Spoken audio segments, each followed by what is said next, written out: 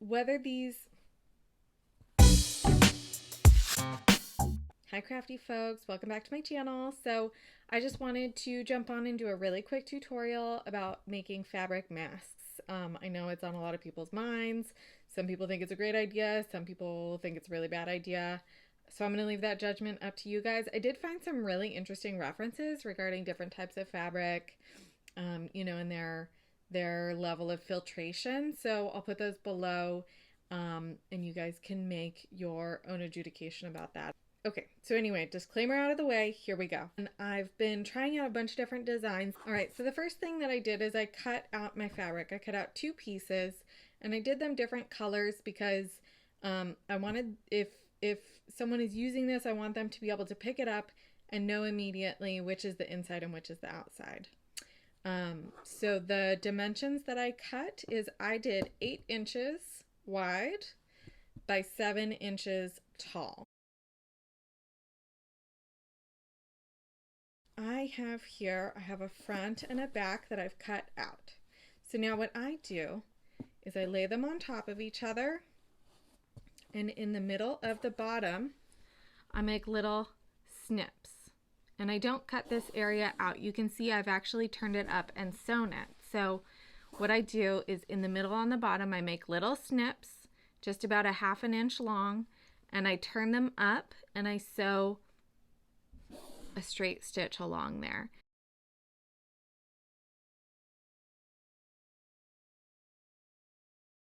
This is so that when we're done with our mask, you can actually put a filter inside of it. To cut my elastics, I'm using 3/8 fold over elastic because that's what I had on hand.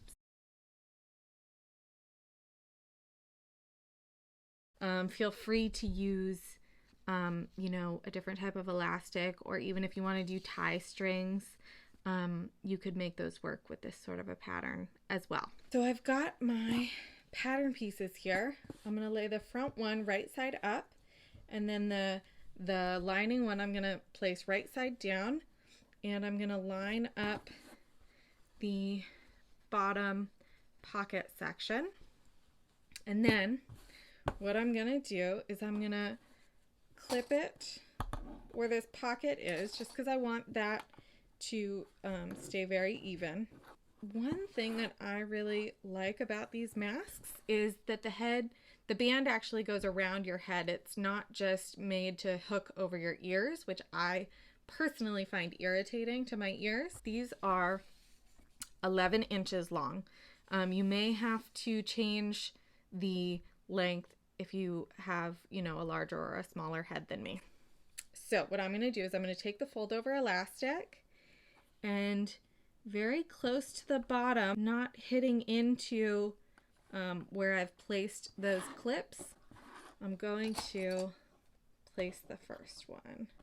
So it's going to be our bottom elastic, and then I'm going to pin it on this side as well. And then take the second one, and then as close to the top as you can. I would say maybe about 1/2 inch down from the top. When you sew these, you do want to make sure that you're not catching the fold over elastic in your seam at the top, so that is important to keep in mind. So I'm going to show you how I have those clipped there. And then in order to make sure that you're not going to sew over your elastics, you can clip these together in the middle just so that they're sort of out of your way. They're not going to get caught as you sew. Okay, so then I'm going to flip the lining back over, and I'm just going to tuck that into those clips that I already have, making sure that I'm not moving those straps because I do like where they are placed.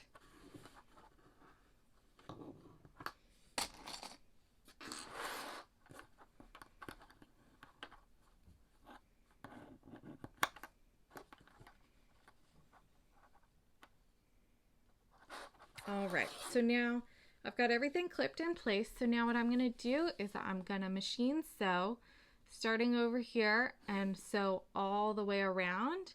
And I'm going to use this hole that we already made in order to turn it right side out.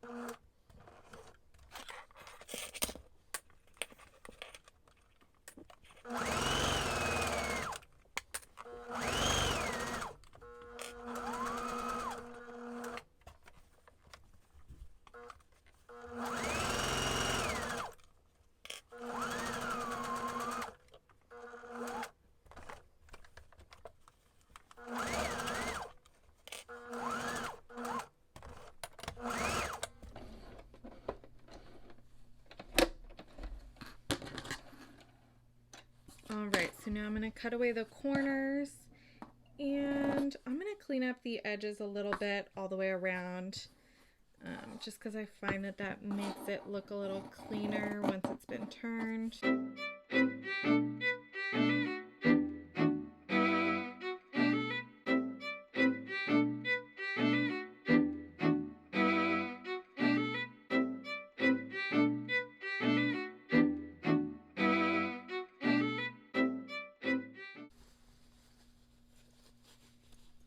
Alright, then we're going to flip it all right side out.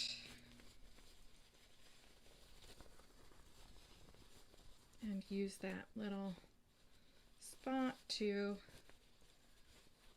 push all of the corners out.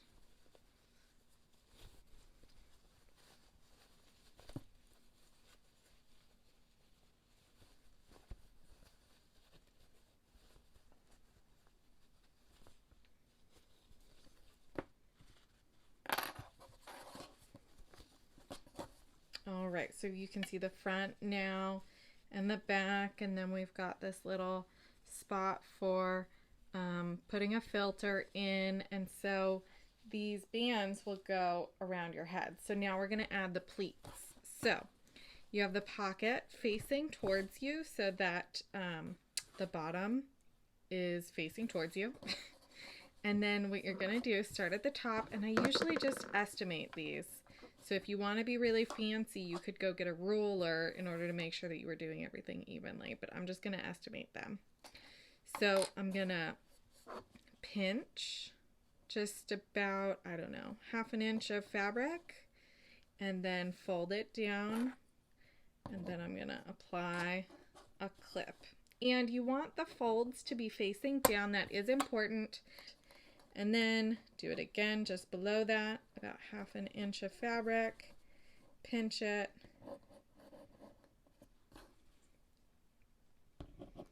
like that. And then if you can, which we can here, we're going to do even a 3rd one. All right, there we go. Now, if you want to, now would be the time to press your project. So here's my pocket at the bottom. All my pleats are facing downwards. So I'm going to start on this side of the pocket, and I'm just going to top stitch over, up, across the top, and then back down, and then back to that pocket. So the whole thing will end up top stitched. The only thing to be aware of is you don't want to have your straps, because they go across the back. You don't want to have them get caught under your sewing foot and get sewn to the back of your project. I've already done that. So here we go.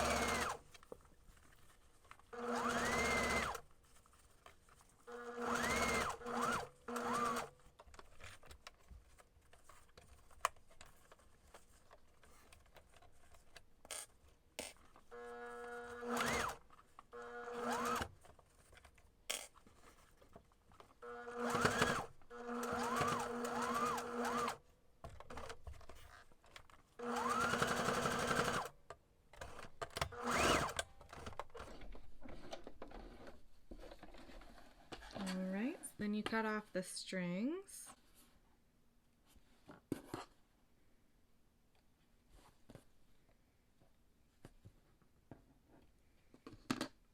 All right, and here is the finished mask. If you're making masks to donate, then don't try them on, obviously.